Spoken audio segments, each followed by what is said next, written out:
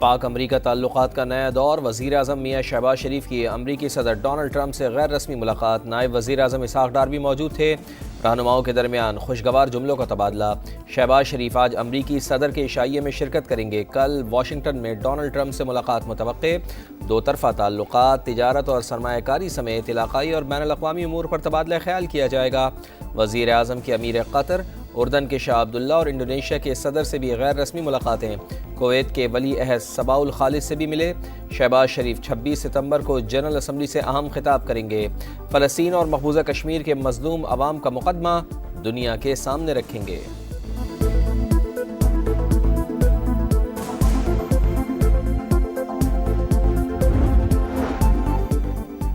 غزہ جنگ کے خاتمے کی کوششیں، وزیر اعظم شہباز شریف سمیت 8 مسلم ممالک کے سربراہان کی امریکی صدر سے ملاقات، ڈونلڈ ٹرمپ کی غزہ میں فوری جنگ بندی اور قیام امن کے لیے تعاون کی اپیل، کہا امید ہے اسرائیل بھی جلد مذاکرات کا حصہ بنے گا، ایسا معاہدہ چاہتے ہیں جس سے قیدیوں کی رہائی اور جنگ بندی ممکن ہو سکے۔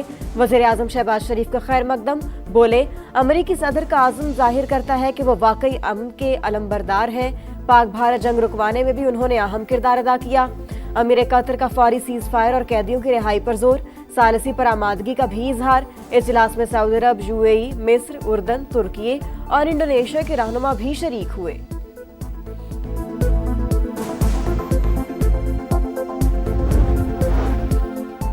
فلسطین کو تسلیم کرنا حماس کے لیے زبردست انعام ہوگا، مزاحمتی تنظیم تمام یرغمالیوں کو رہا کرے، امریکی صدر ڈونلڈ ٹرمپ کا جنرل اسمبلی سے خطاب، کہا غزہ جنگ اب بند ہو جانی چاہیے، فلسطینی ریاست بھی قائم ہونی چاہیے، لیکن حماس کی کوئی گنجائش نہیں۔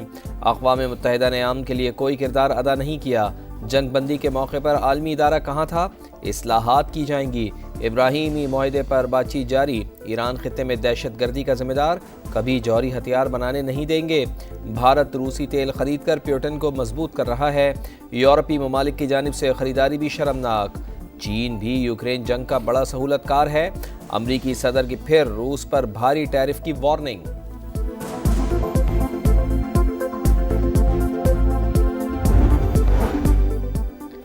ٹرمپ کا ایک بار پھر پاکستان اور بھارت سمیت 7 جنگیں رکوانے کا تذکرہ، کہا کہ سب سمجھتے ہیں کامیابیوں پر امن کا نوبیل انعام ملنا چاہیے۔ امریکی صدر کے میئر لندن صادق خان پر بھی کڑی تنقید، بولے برطانوی دارالحکومت بہت بدل گیا، اب وہاں شرعی قانون نافذ کرنا چاہتے ہیں، شہر کے میئر کو تبدیل ہونا چاہیے، غیر قانونی امیگریشن یورپ کے لیے شدید خطرہ، اقوام متحدہ غیر قانونی تارکین وطن کو سہولتیں فراہم کر رہا ہے، یہ سلسلہ روکنا ہوگا۔ ڈونلڈ ٹرمپ نے ماحولیاتی تبدیلی دنیا کا سب سے بڑا دھوکہ قرار دے دیا۔ امریکی صدر سے انتونیو گوتریس اور یوکرینی صدر کی بھی ملاقاتیں۔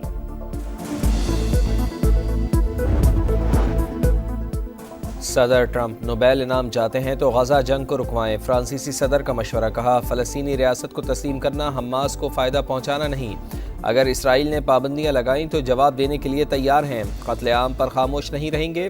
فرانسیسی صدر کی امریکی ہم منصب سے ملاقات، غزہ جنگ بندی سے متعلق بات چیت، کہا حماس کے خاتمے کے لیے تدبیریں ناکام ہو گئیں، اعلیٰ کمانڈرز کی ہلاکت کے باوجود اسے ختم نہیں کیا جا سکا۔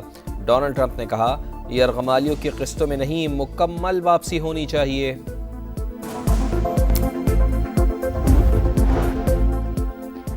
ترک صدر کی عالمی برادری کا ضمیر جگانے کی کوشش، جنرل اسمبلی اجلاس سے خطاب کے دوران غزہ میں بھوک سے بلکتے بچوں کی تصاویر دکھا دی، کہا معصوم فلسطینیوں کے قتل عام میں ملوث اسرائیل کو دوسروں کی خود مختاری کی پرواہ نہیں، فلسطینی ریاست کا تصور دفن کرنے کی کوشش کی جا رہی ہے، امن کے حصول کا وقت آ گیا، کشمیریوں کے حق خود ارادیت کا بھی مطالبہ۔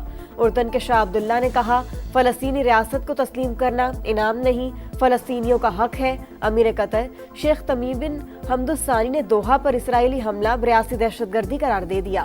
امریکی سیکریٹ سروس نے جنرل اسمبلی کے گرد موبائل فون جیم کرنے کا منصوبہ ناکام بنا دیا۔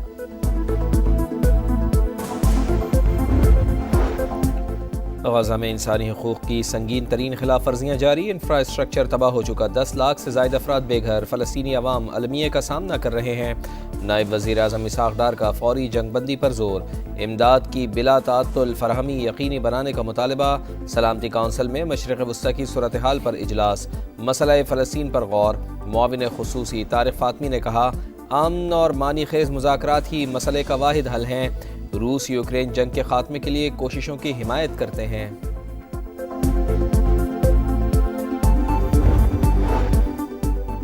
غزہ کے لیے جانے والی گلوبل سموز فلوٹیلا کے قریب دھماکہ، کشتیوں کے اطراف اسرائیلی ڈرونز کی پروازیں، وی ایچ ایف سسٹم بھی جیم کر دیا گیا۔ دھماکے نفسیاتی حربے، ڈرنے والے نہیں، غزہ کے مظلوموں کے لیے امداد پہنچا کر رہیں گے شرکا کا عزم۔ ہمارے پاس ایٹم بم ہے، نہ ہی اسے بنانے کے خواہش مند، ہمیں جوہری ہتھیاروں کی کوئی ضرورت نہیں، ایرانی سپریم لیڈر آیت اللہ خامنائی کا رد عمل۔ کہا یورینیم کو 60% تک افزودہ کر چکے، یہ ہمارے لیے کافی ہے، ہمارا ارادہ صرف سائنسی ترقی اور ملکی ضروریات کو پورا کرنا ہے، امریکہ کے ساتھ مذاکرات ہمارے مفاد میں نہیں، یہ ایک بند گلی ثابت ہوں گے۔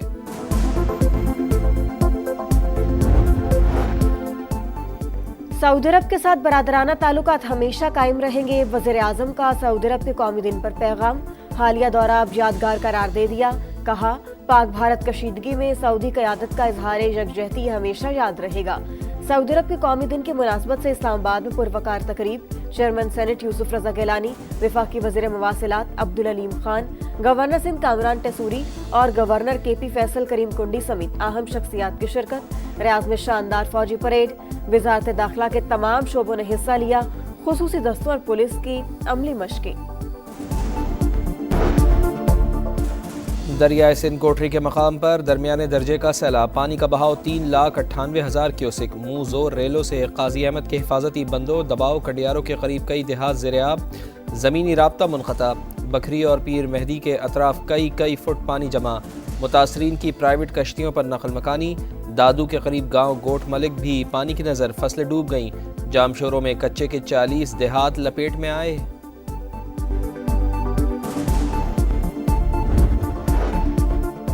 پنجاب حکومت کا سیلاب متاثرین کے لیے امدادی پیکج کا اعلان، متاثرہ کسانوں کو 20,000 روپے فی ایکڑ معاوضہ ملے گا، گھر مکمل تباہ ہونے پر 10 لاکھ، جزوی نقصان پر 5 لاکھ دیے جائیں گے، گائے یا بھینس کے نقصان پر 5 لاکھ روپے ملیں گے۔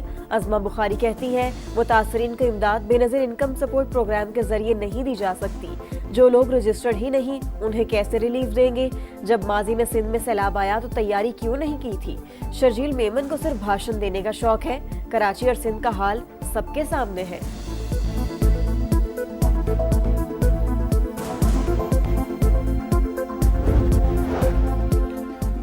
بے نظیر انکم سپورٹ پروگرام ہی سیلاب زدگان کو بہترین مدد فراہم کر سکتا ہے، مخالفین سن لیں، یہ ہرگز بند یا تبدیل نہیں ہوگا۔ چیئرپرسن روبینہ خالد نے واضح کر دیا، کہا پروگرام پر سیاست کرنا افسوسناک ہے، فراڈ کہہ کر 1 کروڑ گھرانوں کی دل آزاری کی گئی، سیاسی رہنما معافی مانگے۔ رواں برس ملک میں گندم کی پیداوار مزید کم رہنے کا خدشہ، شرح 6% گری تو $1.5 ارب کی گندم درآمد کرنا پڑے گی۔ وزیر غذائی تحفظ نے قائمہ کمیٹی کو آگاہ کر دیا۔ رانا تنویر حسین کا اکتوبر کے پہلے ہفتے میں نئی گندم پالیسی لانے کا اعلان، حکومت کا امدادی قیمت کی بحالی کے لیے IMF سے رابطے کا بھی فیصلہ۔ کراچی میں 5 بلدیاتی نشستوں پر ضمنی انتخابات آج ہوں گے، پیپلز پارٹی اور جماعت اسلامی کے امیدواروں کے درمیان سخت مقابلہ متوقع، آزاد امیدوار بھی میدان میں اتریں گے۔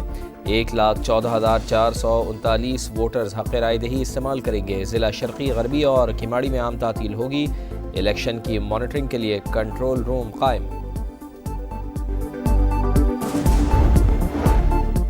مستونگ میں جعفر ایکسپریس پر حملہ، 4 بوگیاں پٹری سے اتر گئیں، متعدد مسافر زخمی، سیکیورٹی فورسز نے علاقے کو گھیرے میں لے لیا، زخمی کوئٹہ منتقل۔ اور ایشیا کپ کے فائنل کی جانب پیش قدمی، گرین شرٹس کا وکٹری مارچ، سپر 4 مرحلے میں پاکستان نے سری لنکا کو 5 وکٹوں سے شکست دے دی، 134 رنز کا ہدف 18 اوورز میں پورا کیا، محمد نواز 38 اور حسین طلعت 32 رنز بنا کر ناٹ آؤٹ۔ آج بھارت اور بنگلہ دیش کی ٹیمیں آمنے سامنے آئیں گی۔